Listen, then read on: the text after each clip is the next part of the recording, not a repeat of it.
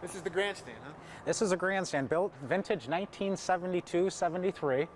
It served the fairgrounds well, and you know, it was built originally for horse racing and car racing, and over the years it just got retrofitted for grandstand concerts. I think in 1977 they had their first grandstand concert, and I want to say it was Charlie Pride.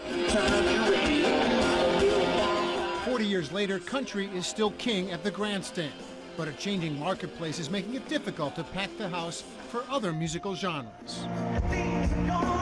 But this has had a lot of successful shows for 30 years. Oh, yeah. Better. It's had a 40 tremendous years. number of successful shows, and I think, you know, Joe LaGuardia used to put some of the best shows the fair ever had here, but the market has changed so much since that time. You know, you didn't have Live Nation 20 years ago or 15 years ago.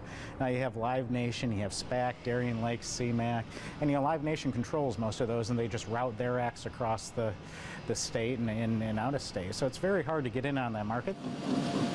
The Lakeside Amphitheater, being built on the other side of 690, will be the new concert venue during fair time for artists that demand a bigger payday. Troy Waffner and staff are already talking about ways to shuttle fans from Lakefront to Midway. You mentioned horse racing, auto racing, entertainment. And as we look out here, you can see how that all is part of at least the history of this place. Troy Waffner has built a quick understanding of the history of the fair. He joined the staff 5 years ago, moved up to assistant director and then acting director a year ago. 2 inspector general reports had criticized past administrations.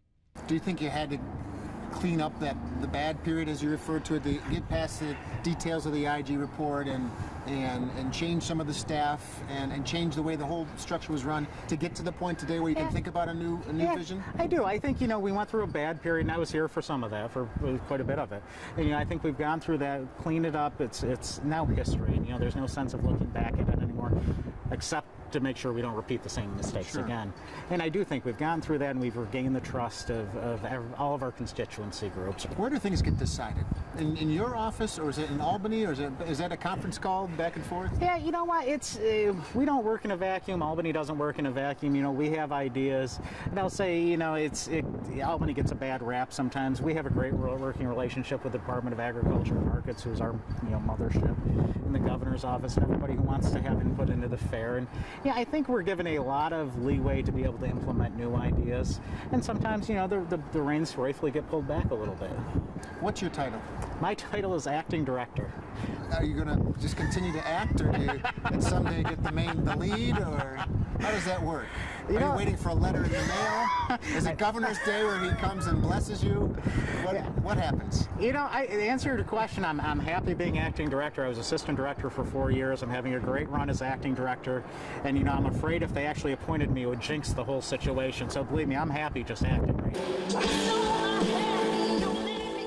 The amount of knowledge you gain working at the fair is amazing, from how an amusement ride works to, you know, getting cows on and off the fairgrounds and in fish and matter, to figuring out how the entertainment industry works.